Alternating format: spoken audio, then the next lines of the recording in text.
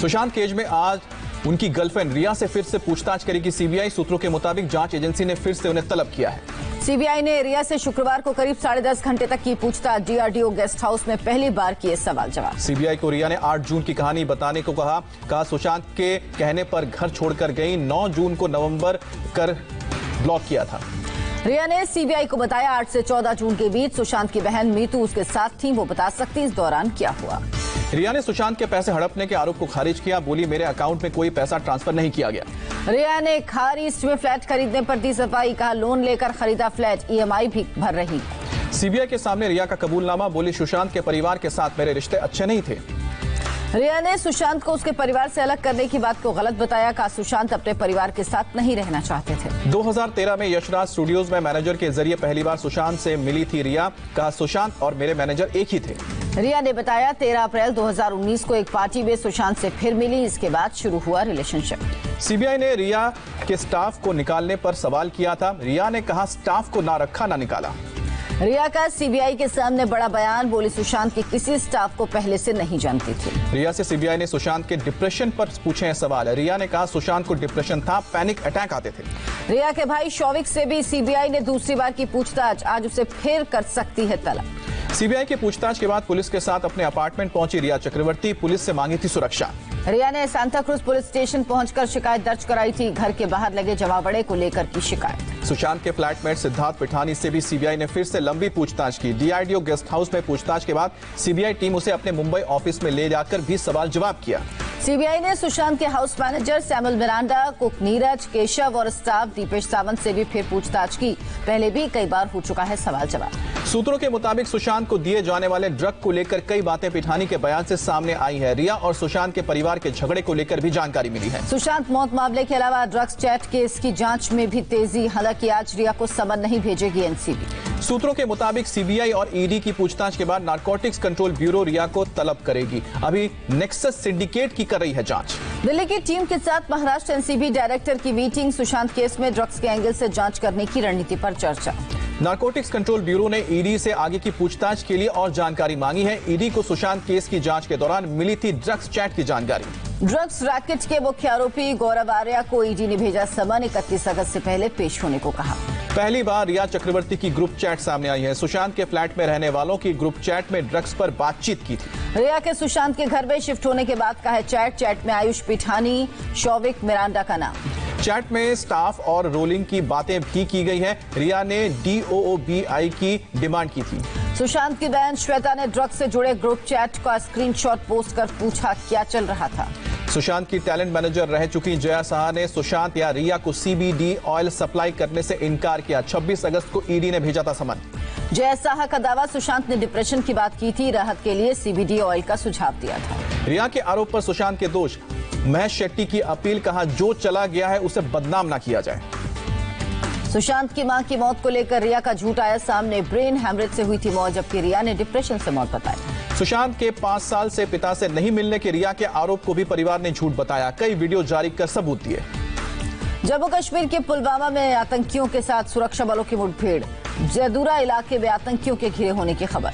जम्मू कश्मीर के शोपियान में सुरक्षा बल और आतंकियों के बीच एनकाउंटर। 4 आतंकी मारे गए, एक ने सरेंडर किया। मारे गए आतंकियों में शकूर पारे अल बद्र शामिल। डिस्ट्रिक्ट कमांडर था शकूर पारे। एनकाउंटर में सुहेल भट्ट नाम के आतंकी को भी मार गिराया गया। एक पंच की किडनैपिंग और हत्या में वो शामिल था। आतंकियों के पास से 2 राइफल और 3 पिस्टल बरामद। सेना ने चलाया ज्वाइंट ऑपरेशन। जनवरी से अब तक 150 आतंकी ढेर। एनकाउंटर के दौरान शोएब भट्ट नाम के आतंकी ने सरेंडर किया। अवंतीपुरा का रहने वाला है।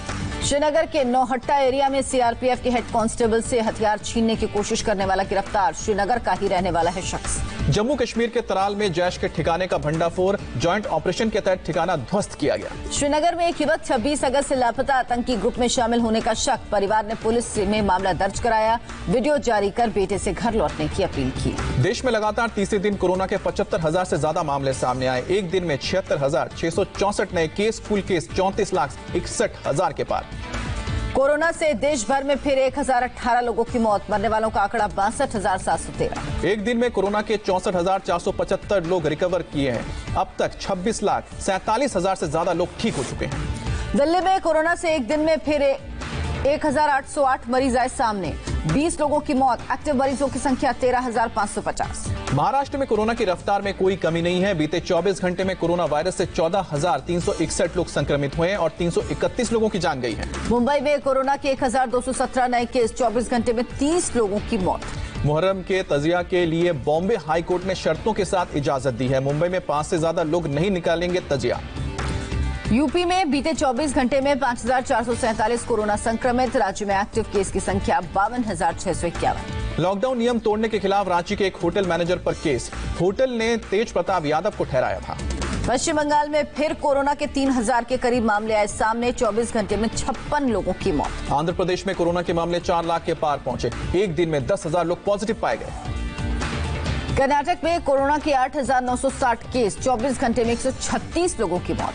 तमिलनाडु में कोरोना से मरने वालों का आंकड़ा 7,000 के पार पहुंचा। एक दिन में 102 लोगों की जान गई। करीब 6,000 नए मामलों के साथ अब तक 4,09,000 से ज्यादा लोग संक्रमित। जम्मू कश्मीर में 696 नए केस आए। 24 घंटे में 7 लोगों की मौत।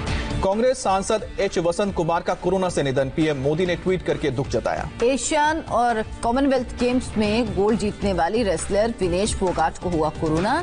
शनिवार को दिया जाना है राजीव गांधी खेल रत्न अवार्ड। चेन्नई सुपर किंग्स का एक भारतीय खिलाड़ी और 10 सपोर्टिंग स्टाफ कोरोना संक्रमित। क्वारंटीन पीरियड को 7 दिन और बढ़ाया गया। लातूर में लिंगायत धर्मगुरु के समाधि लेने की अफवाह पर जमा हुई भीड़। आश्रम के समझाने के बाद हटे लोग।